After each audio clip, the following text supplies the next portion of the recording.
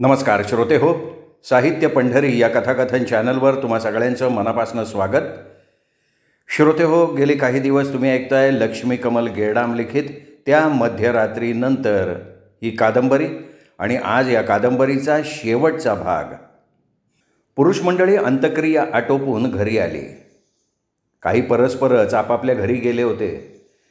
घरी आल्याबरोबर त्यांना रमाच्या प्रकृतीविषयी समजलं. रमा शुद्धीवर होती, पण तिला सारखी चक्कर येत होती. तिचं डोकं दुखत होतं. डॉक्टरकडे जाणं आवश्यक होतं. मुरली आत्ताच आगीनडाग देऊन आलाय. कुवाऱ्या पोराले लगोलग असं कुणं पाठवणं बरोबर दिसत नाही, म्हणून आपल्यापैकी कोणीतरी वहिनीले दवाखान्यात घेऊन जाऊ. मी जातो की काकूसोबत दवाखान्यात? सम्राटनी प्रश्न सोडवला. काकू, मी रिक्षा घेऊन येतो, तू थांब घरी. अरे सम्राट, तू जात तर खरं रमासंग दवाखान्यात, पण नसलाच हेलपटा होणार नाही का रे? डॉक्टर असेल का जाग्यावर? थो गाय तोंडाक्या राकस तोंड्या, अमावस्या पौर्णिमेसारखा दवाखान्याला तोंड दाखवते ना, घटकाभर जागेवर राहत नाही ते. पंचीनं मध्ये शंका काढली. बाप्पा, तुला काही माहीतच नाही का हो पंचे? अहो, त्याची तर कवाच हकालपट्टी झाली इथून, त्याच्यावर कारवाई झाली. कोणतरी त्याची रिपोर्ट दिली खरं. त्याच्या विरोध लय जण तक्रार घेऊन गेले होते म्हणे. भूतानं केली का खेतानं केली त्याचं नाव नाही कळलं, पण त्या तक्रारीवरनं त्या डॉक्टरची चौकशी झाली म्हणते. लागलीच त्या हिले सस्पेंडही केलं आहे, आणि त्या नर्सेलाही सस्पेंड करून टाकलं आहे म्हणे. त्याच्या बदली दुसरा डॉक्टरही आला. त्या गायतोंड्याच्या क्वार्टरवर राहते ते डॉक्टर, आणि आता तर दवाखान्यात चांगली गर्दी राहते, आणि पेशंटले तिथून गोळ्या इंजेक्शनं फुकटातही मिळू लागली आता. वा वा वा वा वा. दुहेऱ्या कमाईच्या नादानं तो डॉक्टर पेशंटच्या जीवासंग खेळत होता बाप्पा.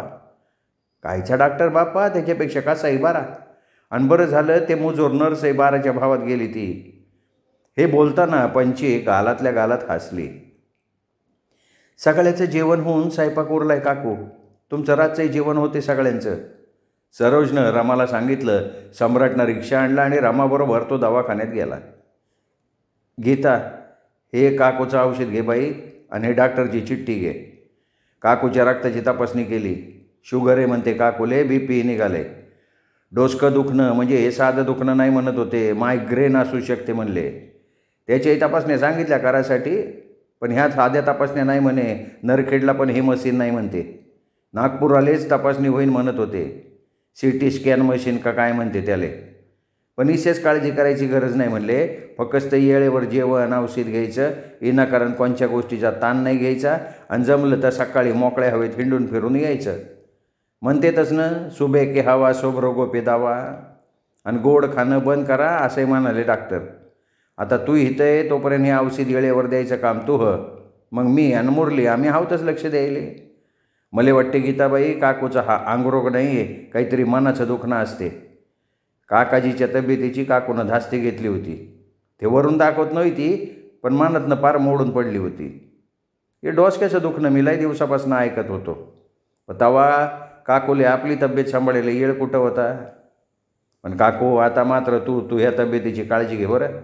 हायगाई करून फायदा नाही, जातो मी. असं सांगून सम्राट निघून गेला. सर्व आटोपल्यावर भीम्यानं जयंताला विचारलं. जयंतराव, परवा 3रा दिवस, तेव्हा आता तुम्ही नागपुराला जावाची घाई करू नका. तुम्ही स्वतः इथं हजर असलेलं बरं. मात्र 3रा दिवस घरच्या घरी ओरकावा, आटपशीर बरं, थोडक्यात गोडी.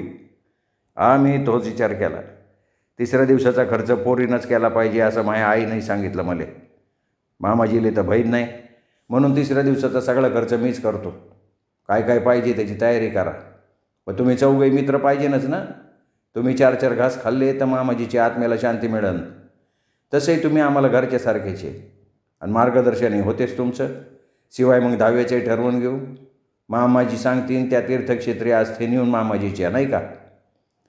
हो, तसे इथून जवळपास आहेत 2-3 ठिकाणं. पवित्र रामटेक, आंबोरा, मोलताई, तुकडोजी महाराजाची गुरुकुंज मोजरी. निवडा ह्यापैकी एक ठिकाण. भीम्यानं जयंताला ठिकाणं सुचवली. घरात मात्र एवढे जण असूनही रमाला ओकबोकं वाटत होतं. घरात कुठेतरी सुनेपणा जाणवत होता. ती गीताला म्हणाली, बाई गीता, तू उद्यापासनं त्या आईच्या आवडीचा दररोज एक पक्वान्न 10 दिवस कर बाया. पद पाळणूक दुखण्यातनं बरं करण्याची आस आहे, या सर्व गोष्टीमुळं म्या ते त्याईले आळणी खाऊ घातलं. दवाखान्यात जावं ती लोणच्याची फोडण निदानाचा त्याचा मसाला तरी ते म्हणत होते. फक्त जिभेवर ठेवापुरता मागितला होता माय, पण मी अशी पापीन म्या ठणकवून सांगितलं देत नाही म्हणून. मग त्याईने जीत सोडली. त्याईनं मग ऐकलं तेव्हा मलाही लई खुशी झाली होती. आता मात्र जीव पस्तावते बाई. सगळ्या गोष्टी आठवून रमा मुळू रडायला लागली. तिसरा दिवस आटोपून जयंता एकटाच नागपूरला निघून गेला होता आणि परत 10व्यासाठी तो नागपूरहून आलाही होता.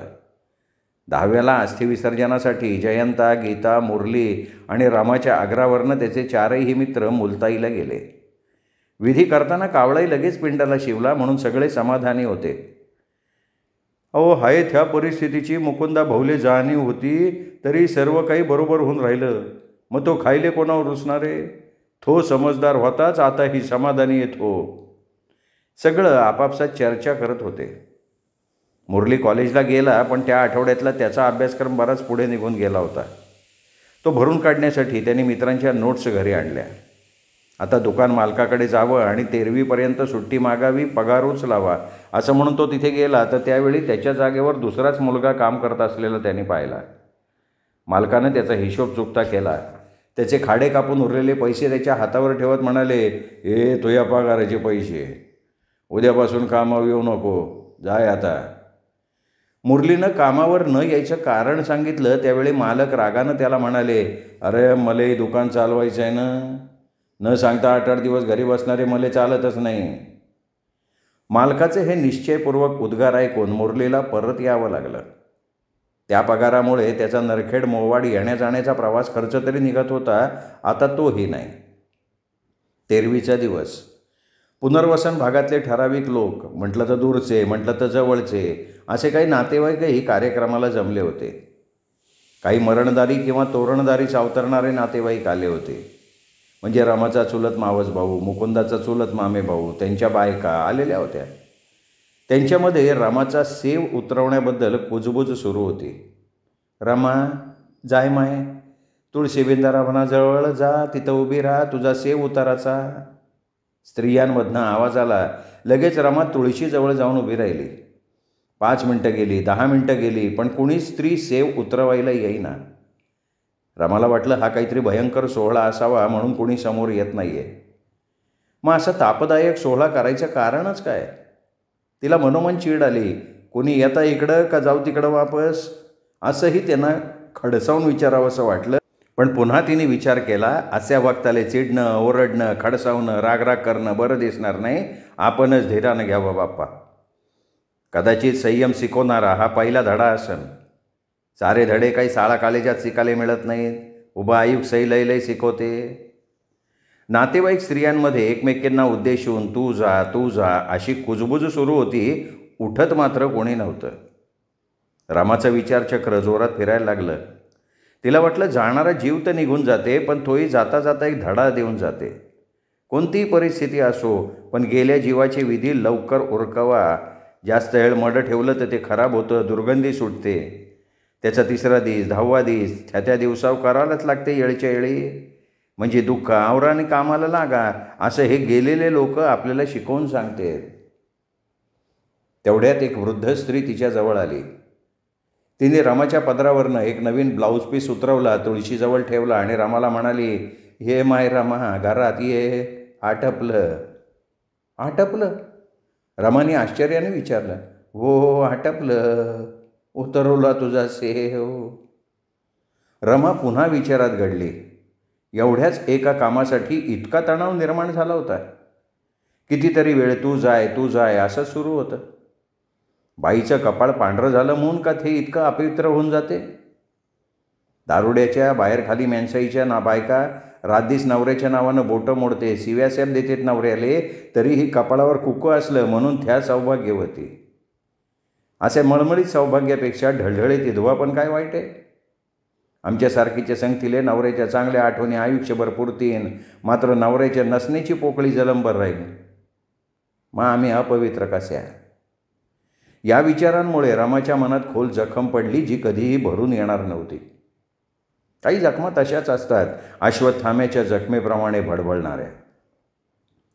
मुकुंदाचे दिवस आटोपले म्हणून गीता नागपूरला जाणार होती. तिचे वडील वारले म्हणून रमाला गीतासाठी दुखवट्याची माहेरची साडी घ्यायची होती. ती जयंताला म्हणाली, जयंतराव, तुम्ही तुमच्या पसंतीची एक सस्ती महाग साडी गीतासाठी घेऊन या. तिने जयंताला त्यासाठी पैसेही दिले. दुसऱ्या दिवशी गीता सहकुटुंब नागपूरला गेली. जाताना तिने रमाला 4 दिवस हवापालट म्हणून चालण्याचा खूप आग्रह केला, पण रमा मुळीच तयार झाली नाही. मुरलीचं कॉलेज, गायवासराची सोडबांध हे नेहमीचं निमित्त तिने पुढे केलं. मुकुंदाला जाऊन 15-20 दिवस झाले. रमा तरी दुःख धरून किती दिवस बसणार होती. दुःखाला कुरवाळत बसल्यानं पोट तरी कसं भरणार. म्हणून ती पंचीला म्हणाली, पंचे, उद्यापासून महासाठी होका घे. तुझ्याबरोबर मीही येईन मजुरीनं. किती दिवसाची हातावर हात धरून घर कोंबडीवाणी घरात बसू. बाहेर निघलं तर आया बायामध्ये मन तरी रमन आणि कामाचा पैसाही भेटन. हो बाई रमा, हो का तयार रे. अजून 2-4 बाया असेल तर पाहिजेनच होत्या. उद्या येळं तयार राहा, सिदोरी घेऊन जाऊ. दुसऱ्या दिवशी पंचीबरोबर रमा मजुरीला गेली, पण रमाचं मन तिथेही रमेना. तिच्या डोक्यातलं विचारचक्र काही केल्या थांबेना. जळीस्थळी, काष्ठी, पाषाणी मुकुंदासोबत घालवलेले बरे वाईट क्षण तिला आठवत होते. चलचित्राप्रमाणे तिच्या नजरेसमोरनं ते सरकत होते. तिला तरतरेचे भास व्हायचे. मग त्यानंतर तिचं डोकं दुखायचं, तिला भोवळ यायची. मग ती डॉक्टरनं सांगितलेली औषधं घ्यायची. त्यामुळे तात्पुरतं तिला बरं वाटायचं. कायमस्वरूपी आराम पाडावा म्हणून मुरली तिला अनेक तज्ज्ञ डॉक्टरांच्याकडे घेऊन जायचा. डॉक्टर वेगवेगळे औषधं बदलवून द्यायचे. उद्देश एकच, कोणाच्या तरी हाताला यश येईल. पण रमाचं दुखणं शारीरिक नाही, ते मानसिक आहे, हे सगळ्या डॉक्टरांचं मत पडलं. मग डॉक्टरांच्या सल्ल्यानं मुरली तिला सायकॅट्रिस्टकडे घेऊन गेला. त्या डॉक्टरांच्या औषधामुळे रमाला गुंगी यायची, कारण ते औषध घेतल्यावर तिला गाढ झोप लागायची. 3-4 तास झोप झाल्यावर तिला बरं वाटायचं, पण याचा परिणाम तिच्या रोज मजुरीवर झाला. बेभरवशाची मजूर म्हणून तिला टोमणे मिळायला लागले. त्यामुळे रमाच्या मनाविरुद्ध जाऊन पंचीनं तिच्याकरता होका घेणं बंद करून टाकलं.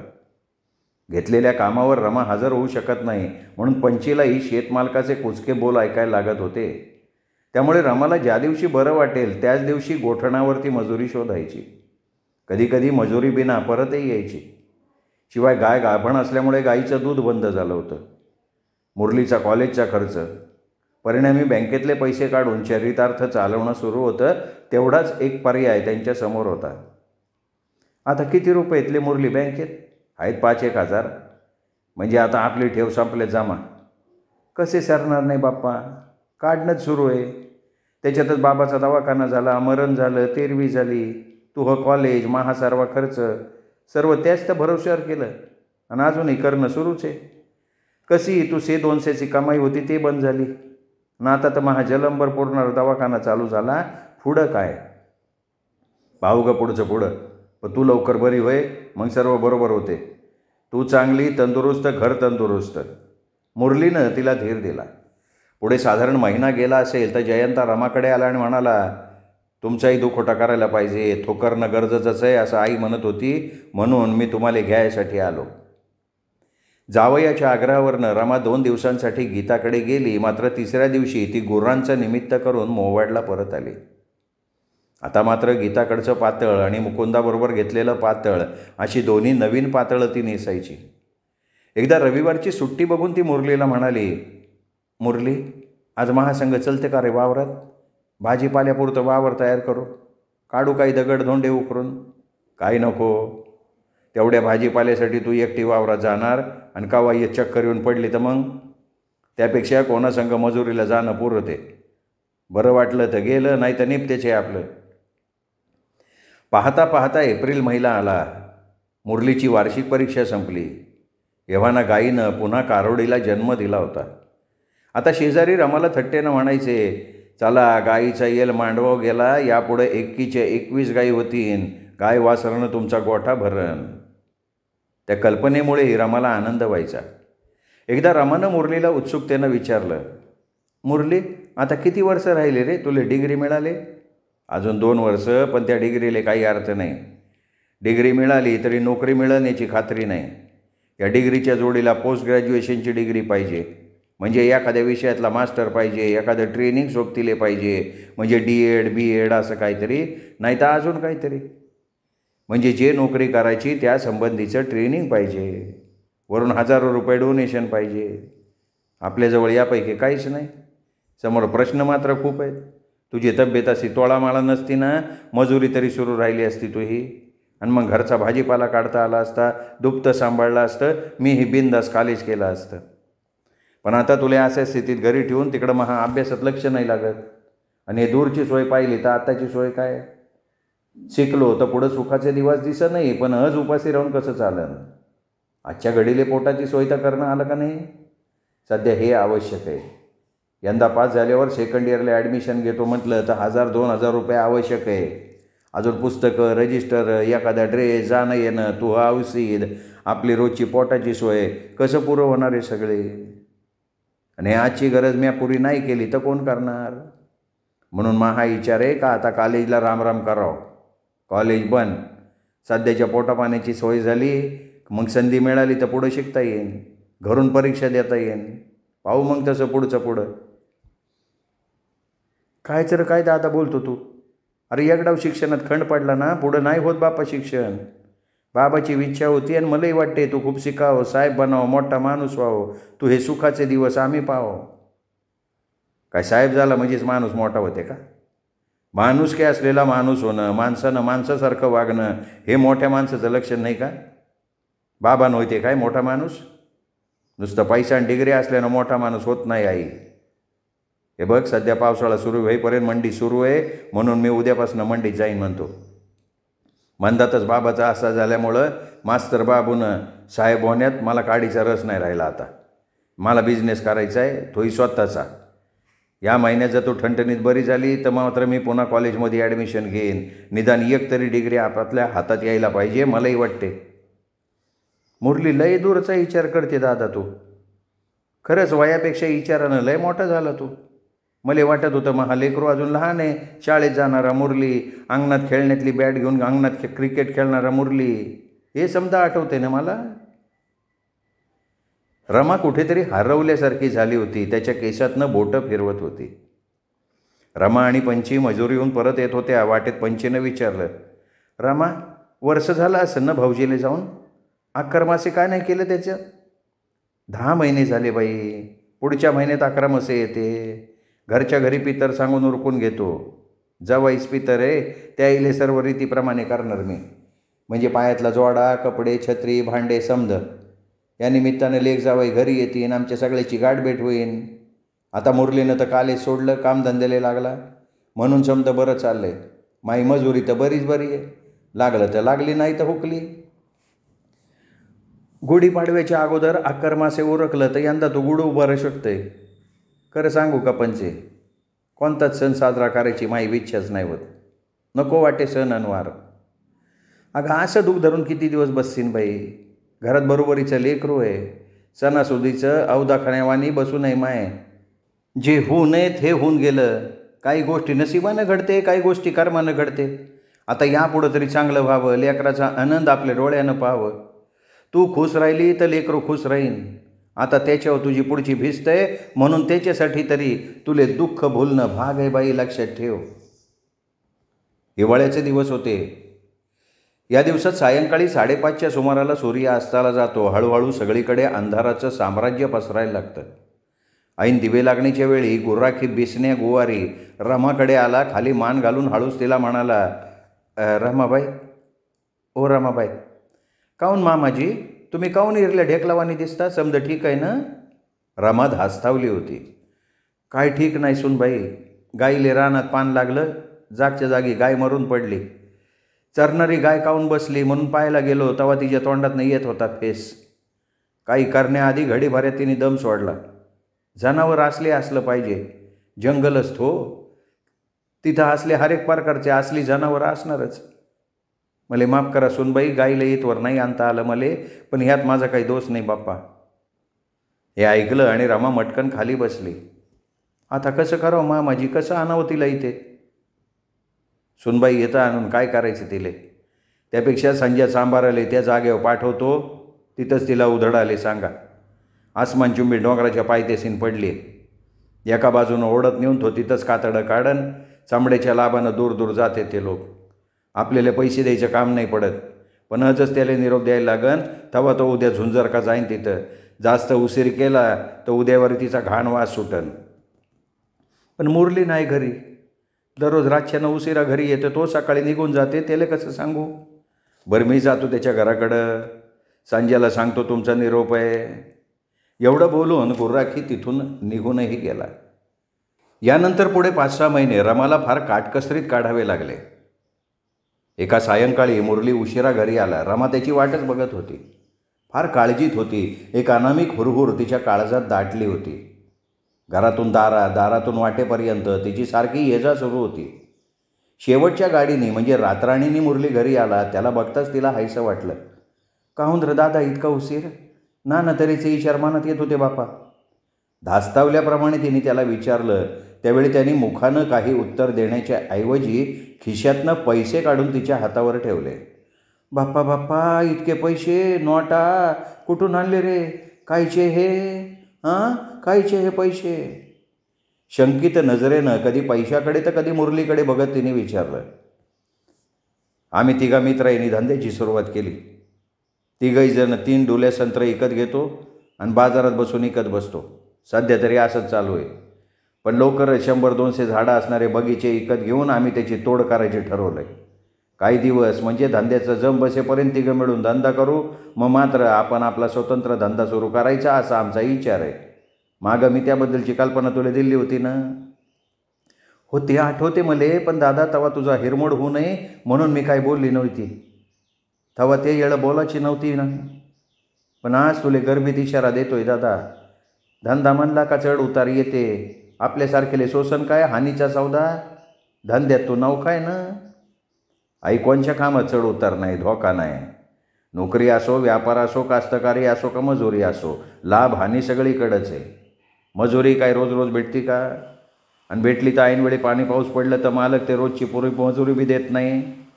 कास्तकरी तेही कोरड्या ओल्या दुष्काळाला तोंड द्यायलाच लागते. काही गोष्टी पटो सरकारी नोकरीत बॉस सांगन तसं वागायला लागते. त्याचं ऐकलं नाही तर कावाई नोकरीवर गादा येते. होय की नाही? बरोबर आहे. इचारानं कर बापा. एकदम हानमान उडी घेऊ नको. आपले पंख चिमणीचे. हळूहळू झोक झेप बरी, एकदम गरुडाची झेप नको. असं बोलून तिने आपल्या दोन्ही हातांची बोटं त्याच्या कानशिलावर मोडली आणि म्हणाली, देव एक दरवाजा बंद करते, दुसरा दरवाजा आपमते उघडते. असंच असन का रे हेही? नजर लागा जोगती माही दुपती गाय गेली, पण तुझ्या धंद्याले मात्र बरकत आली.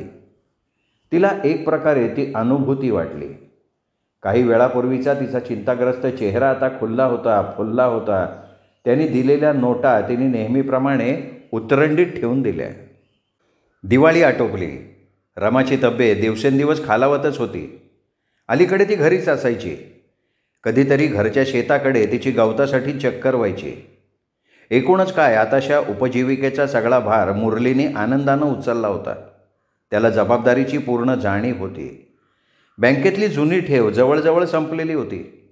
कर्जाची परतफेड म्हणजे व्याजासह मुद्दल एकरकमी फेडणं असा विचारही तो करू शकत नव्हता.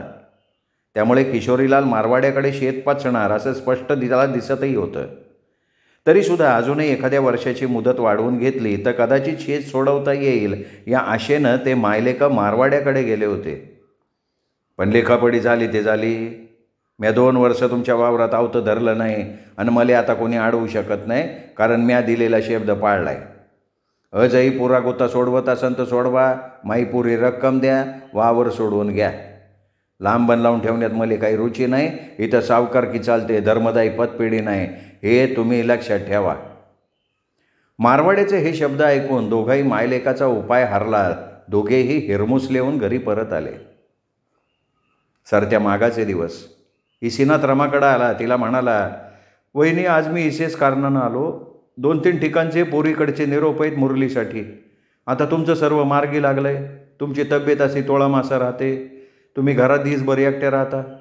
उद्या जर सुनबाई घरात आली तर तुम्हाला हक्काची आणि सावलीसारखी सोबत होईन तिची. शिवाय तुमच्या कामाचा भार हलका होईन. आलेल्या 3 ठिकाणचे निरोप चांगले आहेत. खात्यापित्या घरच्या मॅट्रिक झालेल्या पोरी आहेत. घरगुती वळणाचे आहेत. गोकुळात वाढलेले आहेत. त्यामुळे तुम्हाला चांगलं सांभाळून घेतील. आणखीन आपल्याला काय पाहिजे? मला तर वाटते बुवा याच्यातली एखादं पोरगी आपण पसंत करायला काही हरकत नाही. हो भाऊजी, पण यायले जाऊन अजून 3 वर्ष कुठे झाले, आणि इतकी घाई करण्या इतकं पोराचं वय तरी कुठं. शिवाय आता कुठं आमची गाडी रुळावर येत चालली. पुढं 4 महिन्यानं मात्र त्याच्या लग्नाचा बारदेव उडवून. इसिनातला रामाचा विचार पाटला. वहिनी, तुमचं म्हणणं बरोबर आहे, सांगतो तसं पोरीवाल्याली, येतो मी. इसिनात निघून गेला. रामाच्या मनात मात्र अनेक विचारांचं काहूर उठलं. लग्न झाल्यावर मुरली मला इसरणार तर नाही. सून मले कशी वागणूक देईन बाप्पा. आपली तब्येत अशी, तिची लाथाबुक्की खात, मारली भाकर खात उरला जलम काढायला लागन काय बाप्पा. लगेच तिला पंचीचं बोलणं आठवलं. शिकलेले, नोकरीवाले, चांगले कमावायल्याचे पोरं बायकाईच्या ओंजळीनं पाणी पितेत. तिला वाटलं हे खरं असेल, पण सगळीच पोरं अशी नसतात, तेही खरंच आहे. सांजवात झाली. सवयीप्रमाणे मुरलीची ती वाट बघत बसली. मागच्या महिन्यात मुरलीनं छोटा TV आणला होता, टेबल फॅन आणला होता. आज तिने TV, पंखा दोन्हीही लावलेलं नव्हतं. मुरली आला. सवयीप्रमाणे तिच्या जवळ येऊन बसला. म्हणाला, एवढ्या गरमीत बसली, TV नाही लावला, पंखा बी नाही, आज काय तब्येत बरी नाही का? तसं नाही रे, आज दुपारून निसिनात काका आले होते.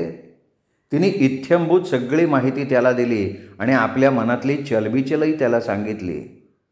मग त्याच्या नजरेला नजर देत म्हणाली, मला त्याचं भेव लागतं रे दादा. हे असते तर आम्ही दोघं अलग राहिलो असतो, माई आडगळ राहिली नसती तुमच्या संसाराला. ती शून्यात हरवल्यासारखी बोलत होती. आई, तू पण ना अजून कशात काय नाही, आणि तू कुठच्या कुठं पोचली. असं असेल तर मी लगीनच करणार नाही, मग तर झालं. हे बघ, लक्षात ठेव आई, तुले आज पहिल्यांदा सांगतो, आणि शेवटचं पण. पहिल्यांदा मी तू हा मुलगा आहे, मग बाकी सर्व. तसं पहिल्यांदा तू माई माय आहे, मग बाकी सर्व. ते नातेवाईक सगळे नंतरचे. बास, तू एवढं बोलायला आहे माझ्यासाठी. यापेक्षा मला काय नको दादा. माई सर्वे दुनिया, सर्वे सुख तुझ्यात आहेत, आणि मला त्यात आनंदही आहे. बापा, तुझे हे शब्द ऐकून जीवनाचं सार्थक झाल्यासारखं वाटते. आपल्या लेकराले उन्हातले सावलीत आणण्यासाठी हरेक मायबाप झटतेत. आपल्या कुळाचा इस्तार वाढावा, एकमेकाच्या छात्रछायेत गोडी गुलाबीनं राहावं, असे हरेक मायबापाला वाटते. माई तेवढीच इच्छा आहे बाप्पा, बाकी काही नाही. बरं बाप्पा, तुही इच्छा शिरसावंद्य झालं समाधान. आता आपले दोघाचे ताटं वाढून घे, मला लई सापाटून भूक लागली. चैत्राचा महिना. नेहमीप्रमाणे पहाटे 4 वाजता सरोजकडचा कोंबडा हरवला. कोंबड्याची बांग ऐकताच रामाला जाग आली, पण जरा वेळ ते बिछाण्यावर तशीच पडून राहिली. हळूहळू पूर्वेला तांबडं फुटायला लागलं. दररोजच्या सवयीप्रमाणे रमानं अंगणात सडा रांगोळी केली. अंगणाच्या कोपऱ्यातल्या निंब वृक्षाची सळसळ आज जरा तिला जास्त जाणवत होती. शिशिरातली पानगळ संपली होती. अंगणातला निंबवृक्ष हिरव्या तांबूस कोवळ्या पालवीनं अंगोपांगी नटला होता. इवल्या बारीक फुलांच्या फुलोऱ्यानं डवरला होता. त्याचा सुवास अंगणभर आणि थेट स्वयंपाकघरापर्यंत दरवळत होता. जणू काही तो चैतन्य विभरून आनंदाचं गाणं गातोय असं रामाला वाटत होतं. प्रसन्न वातावरण असल्यामुळे तिचं मन प्रसन्न झालं होतं. रामानं चहा केला. त्या झाडाखाली बसून तिने चहा घेतला. मग मुरलीच्या बिछाण्याजवळ आली. बघते तर मुरली बिछाण्यावर नाही. तिला आश्चर्य वाटलं. कुठं गेलं पोरगं एवढ्या सकाळीच? मुरली, अय मुरली, कुठे आहे बाप्पा तू? ती आवाज देत होती. क्षणातच कमरेला टॉवेल गुंडाळून अंगात बनियन घालत मुरली स्नानगृहातनं बाहेर आला. काय झालं? काऊनाची हाका मारतं? अरे, दररोज तू या वक्ताला साखेर झोपेत असतं. अनस्त तुझी आंघोळी झाली. आज काही विशेष? कुठची तयारी? हो, आज विशेषच आहे. आपल्या 3 पिढ्याच्या, खास करून बाबाच्या काळजाच्या तुकड्याची, म्हणजे आपल्या खालच्या बाकी वावराची उस्तवारी करायची. आज सकाळी 8 वाजता ट्रॅक्टर येणार आहे वावरात. तासापारमानं ठरवला ट्रॅक्टर वावरातले रुतलेले गोटे काढायसाठी. एक डाव ट्रॅक्टर फिरवल्यावर पुन्हा वावरात वखरदाराची गरज नाही पडत. यावर्षी पावसाळ्यात तिथं पेरणं करायचा विचार आहे. जमलं तर संत्र्याचे झाडच लावू. पनेरी सांगितले मी एक जणाले. आणि ते झाड मोठे होईपर्यंत तिथं कोणतंही आंतरपीक घेता येते. सगळं काम झाल्यावर तू चल, आपलं वावर पाहिले. मुरलीचं हे बोलणं ऐकून रमाला आनंद झाला. मुरली चहा नाश्ता घेऊन घराबाहेर पडला आणि दगडं काढताना मुकुंदाच्या अंगठ्यावर सबलीचा प्रहार बसल्याचा प्रसंग रमाला आठवला. क्षणात ते सगळं चित्र तिच्या डोळ्यापुढून सरकलं. ती सहज बोलून गेली, दादा मुरली, पाय बरोबर पाहिजो, सब्बल जरा सांभाळून.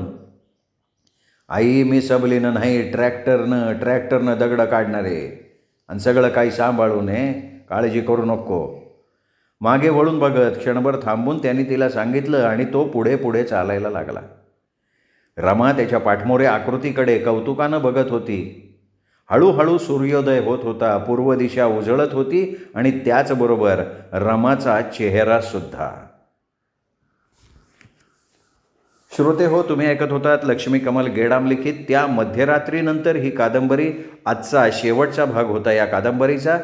असेच भेटत राहूयात साहित्य पंढरी या कथाकथन चॅनलवर वेगवेगळ्या लेखकांच्या, नामवंत लेखकांच्या उत्कृष्ट कादंबरी आणि कथा ऐकण्यासाठी. भेटत राहू साहित्य पंढरी कथाकथन चॅनलवर. नमस्कार श्रोते हो.